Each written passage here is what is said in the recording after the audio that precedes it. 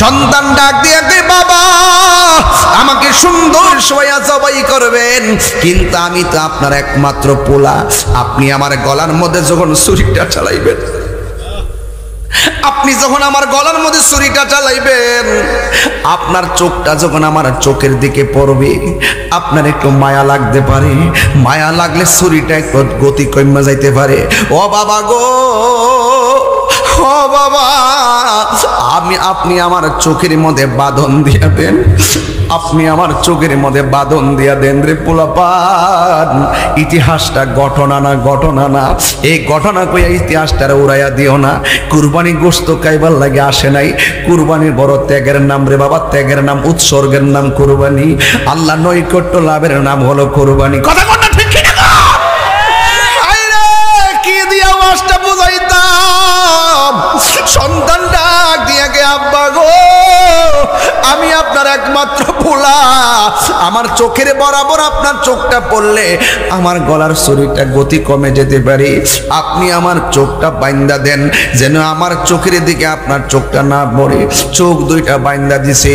সন্তান ডাক দিয়ে কি বাবা আপনি আমার গলার মধ্যে ছুরি চালাইলে সত হইলে তো আমারটা জীবন আছে, জীবনটা যাওয়ার সময় আমার মনের অজান্তে আমার হাত পা গুলা লড়াচড়া করতে পারে, আপনি আমার হাত দুইটা বাইন্দা দেন যেন আপনার ছুরি চালাইতে অসুবিধা না হয়, পা দুইটা বাইন্দা দেন যেন ছুরি চালাইতে অসুবিধা না হয়। এবার হাত বানলো, পাও বানলো, চোখ দুইটা বানলো, আসমানটা যেন থরথর করে কাঁপতেছে। কথা কোন ঠিক কিনা?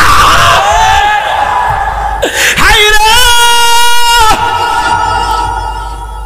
ও আমার যুবক, যুবক আমি কিন্তু আগেই বলছি আল্লাহ যারে বেশি ভালোবাসে তারে পরীক্ষা করে। কথা কোন ঠিক কিনা?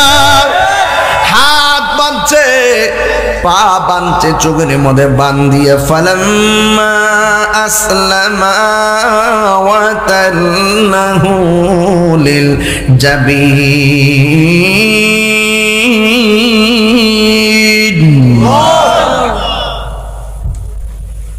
ফালাম্মা আসলামা, বাবাও রাজি, ছেলেও রাজি, রাজি। ফেরেশতারা যারা থরথর করতেছে, আল্লাহ কি হইতেছে, তুমি কি কিয়ামত ঘটায় ফেলাইবা? আল্লাহু আকবার। এবার সন্তানটার গলার মধ্যে ছুরি চালাইতে যাইয়া ওয়া তাল্লাহু লিল জাবিন, সন্তানটারে কাত করে মাটির মধ্যে শোয়াইয়া দিছে।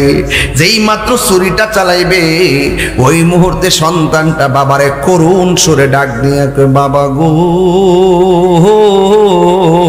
ওই নবীকে আমার আল্লাহ বেশি বেশি পরীক্ষা করেছেন। নবীদের মধ্যে এমন একজন নবী যার নাম হলো আইয়ুব আলাইহিস সালাম। জোরে কোন নামটা কি? আইয়ুব আলাইহিস সালাম। ওই আইয়ুব আলাইহিস সালামের গায়ের মধ্যে আমার আল্লাহ এত রোগ বিমার দিয়েছেন, হাত থেকে গোশতগুলা পচে পচে খুলে গিয়ে হাতটা কঙ্কাল হয়ে গেছে, হাড্ডি বেরিয়ে গেছে। পিঠের তল থেকে গোশতগুলা পচতে পচতে পিঠের হাড্ডিগুলা বেরিয়ে গেছে। যুবক পায়ের গোসার আর রানের গোশতগুলা পচতে পচতে গোশতগুলো হাড্ডি থেকে আলাদা বিছাইয়া পড়ে গেছে। রহিমা ডাক দিয়ে কয় স্বামী গো, ও স্বামী আপনাকে আমি একটু মায়া করব। তিনি বললেন ঠিক আছে তুমি আমার মায়া করো, কিন্তু তিনি পিঠের মধ্যে ঠোঁট লাগায় একটা চুমা দিলেন। একটু দেরি হয়ে গেল। আইয়ুব আলাইহিস সালাম ডাক দিয়া বলে রহিমা ভালোবাসতে তো এত সময় লাগে না, তুমি আমাকে চুমা দেওয়ার বাহানা করে এত সময় কেন বিলম্ব করতেছো? রহিমা ডাক দিয়ে কয় স্বামী গো আপনি শুয়া থাকতে থাকতে অল বডিটা পচতে পচতে বিছানা একবার লাট হইয়া গেছি, আপনার পিঠের মধ্যে এত বড় গর্ত হইয়া গেছে, আমি আপনাকে চুমা দেওয়ার নাম কইরা আমার ঠোঁটটা আর জিহ্বাটা গর্তের ভিতরে ঢুকাইয়া দিলাম, আর কিরাগুলা বাইর করতে আমার দেরি হইয়া গেছে। যদি চুমার কথা না বলতাম আপনি আমাকে তখন এই পচা আর পোকামাকড়ের মাঝে ঠোঁট লাগাইয়া রাখতে দিতেন না। আরে ভালোবাসা কারক দাম্পত্য জীবন আমার মা, মা আল্লাহ ছাড়া যদি পৃথিবীতে কাউকে সাজদা করার অনুমতি দিত, স্ত্রীকে অনুমতি দিত স্বামীকে সাজদা করার জন্য, কিন্তু আমার আল্লাহ রাব্বুল আলামিন হাবিব স্ত্রী আর স্বামীর মাঝে কত মহব্বত রেখেছেন। এই জন্য সুন্নিরা আল্লাহ ছাড়া কাউকে সেজদা করে না। সেজদা পাওয়ার মালিক হলো একজন। জবানটা খুলে বলুন তিনি কে? আরো বড় করে বলুন তিনি কে? বন্ধুরি ও যুবক, হাতের মধ্যে চুমা দেওয়া হলো সুন্নত, পায়ের মধ্যে চুমা দেওয়া হলো সুন্নত। আজকে যখন আমরা সুন্নতটা পালন করতে যাই, অনেকেই সুন্নতটাকে সেজদা বলে চালাইয়া দিয়া সমাজ থেকে নবীর সুন্নতকে রহিত করতে চাই। কথা কোন ঠিক কিনা? কথা কি বোঝাতে পারতেছি? এই জন্য আমার যুবক, আকাশের দিকে তাকাই আমি শুরুতেই ওয়াজ ঢুকে গেছি, একটার সময় ওয়াজটা ফিনিশিং দিয়ে দিব, কিন্তু ডানে বামে গিয়ে সময় নষ্ট করব না, ডাইরেক্ট বাস্তব কথা বলছি। ও বন্ধুরে, ও চান্দুরা পাক দরবারের বাবা, আমি বলছিলাম রহিমার কথা মনে আসেনি রে বাজান? এই রহিমা এমন ভাবে চুমা দিয়ে টুটটা লাগাইয়া রাখছে, জিব্বা দিয়া টান্না টান্না ওই পোকামাকড় গুলা বের করেছে। এই জন্য যারা স্বামীর খেদমত করবেন, আপনার জিন্দেগির শেষ জীবনটা রহিমার সঙ্গে হতে পারে কি পারে না? এই জন্য হযরত আইয়ুব আলাইহিস সালাম আল্লাহর ডাক দিয়া বলছে, আল্লাহ আমার অল বডিটা পচাইতে পচাইতে হাড্ডি থেকে গোশত আলাদা করে দাও, আমার কোনো আপত্তি নাই, তবে তোমার কাছে আমার একটা আপত্তি আছে। কয় কি? কয় তুমি অল বডি পচাইয়া দাও, কিন্তু আমার জিহ্বাটারে ভালো রাখো। কয় কেন? কয় অল বডি পচে গেলে অসুবিধা নাই, জিহ্বাটা যদি ভালো থাকে এই জিহ্বা দিয়া তুমি আল্লাহর নামের জিকির করতে পারবো। পুরাই অঙ্গ দেখায় কারে গো, ও দয়াল যার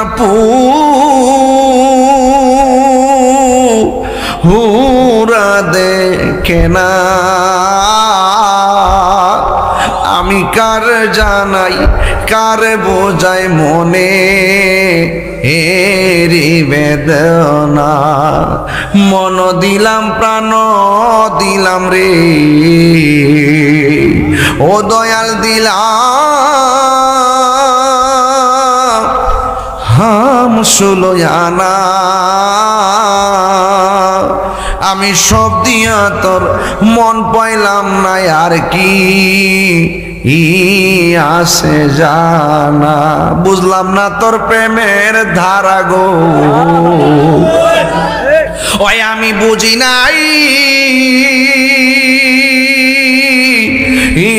প্রেমের খেলা,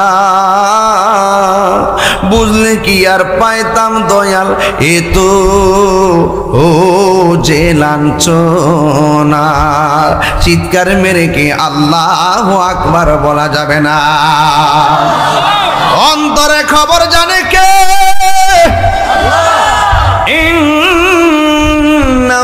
ইন্নাল্লাহু আলিমুম বিযাতিস সুদূর, নিশ্চয়ই আল্লাহ রাব্বুল আলামিন তোমার আমার অন্তর্যামী। দিল যদি ঠিক না থাকে, কবরে গেলে বাস পচার আগে লাশ পচে যাবে, আর দিলটা যদি ভালো থাকে, কবরে গেলে তোমার দেহের ভিতরে মাটি আর পচত করলে বাধা দেওয়ার মতো কেউ নাই। দুনিয়ার কোনো জাগতিক ধ্যান ধারণা তাকে গ্রাস করতে পারে না। তার অন্তরে একটা নাম, জবান খুলে কোন তিনি কে? ঠিক এমন ভাবে সব নবীগণকে আমার আল্লাহ এমন ভাবে পরীক্ষা করেছেন। এই পরীক্ষার ভিতরে একটা পরীক্ষা করেছেন একজন নবীকে, একটা পরীক্ষার মধ্যে সীমাবদ্ধ রাখে নাই। আমার আল্লাহ ওই নবীকে 10টা পরীক্ষা করেছেন। সুবহানাল্লাহ, জোরে বলেন কয়টা? আরো জোরে কোন কয়টা? 10টা পরীক্ষা করেছেন। যেই নবীর নাম হলো ইব্রাহিম খলিলুল্লাহ। জোরে কোন সুবহানাল্লাহ। জোরে বলেন নামটা কি? ইব্রাহিম নামটা ছিল শুধুমাত্র ইব্রাহিম। পরীক্ষা দিতে দিতে আল্লাহর রাজি করতে যাইয়া পাগল হইয়া গেছে, আমি সব বিলাইয়া দিমু, এরপরে আমি আল্লাহকে রাজি করব। আল্লাহ সন্তুষ্টি হইয়া ইব্রাহিম নবীকে একটা উপাধি দিয়ে দিলেন, ওই উপাধির নাম হলো খলিলুল্লাহ। জোরে জোরে কি সুবহানাল্লাহ বলা যাবে না? মরণের ভয় আসেনি? আর আজরাইল যে কোনো মুহূর্তে আসতে পারেনিও। গত ঈদের দিন মাকে লইয়া কুরবানির গোশত খেয়েছেন, বাবাকে লইয়া কুরবানির গোশত খেয়েছেন, কিন্তু যুবক ভাইয়েরা আমার, এবার অনেকের মা কবরে চলে গেছে, অনেকের বাবা কবরে চলে গেছে, এই আনন্দ ম্লান হয়ে গেছে। ইব্রাহিম নবী আল্লাহর বন্ধু, ইব্রাহিম নবীকে আমার আল্লাহ 10টা পরীক্ষা করেছেন, 10টা পরীক্ষার মধ্যে তিনি পাশ করেছেন। এর মধ্যে 1 নম্বর পরীক্ষা হলো বাঘের খাঁচার ভিতরে নমরুদ ইব্রাহিম নবীরে ঢুকাইয়া দিছে। আল্লাহু আকবার কোন না কেন? এই মুহূর্তে যদি সিঁড়ি দিয়া বাঘটা উঠে, আপনারা কেউ থাকবেন না, বাঘের ডরে দৌড়াইয়া পালাবেন। আর চতুর্দিক দিয়ে বাউন্ডারি, সামনে দিয়া গেট। 3 দিন 4 দিন 7 দিন পর্যন্ত বাঘের খাবার দেয় না। কারণ কি? কই ইব্রাহিম নবীরে খাঁচার ভিতরে ফেলবে। অনাহারি বাঘের সামনে ইব্রাহিম নবী পড়লে বাঘ খেয়ে ফেলবে। এই জন্য ইব্রাহিম নবীরে খাঁচায় ফেলার জন্য নমরুদা চতুর্দিকে বেষ্টনী কইরা ভিতরে একটা অনাহারি বাঘ রাইকা ইব্রাহিম নবীরে বাঘের সামনে ফলাইয়া দিছে। যেই মাত্র বাঘের সামনে ফলাইয়া বাহির দিক দিয়া গেটটা লাগাইয়া দিছে, আপনারা জবান খুলে বলুন, যার কেউ না তার কে আছে? আর বড় করে বলো, কে আছে? ওয়ালামু আন্নাল্লাহা মাআল মুত্তাকিন।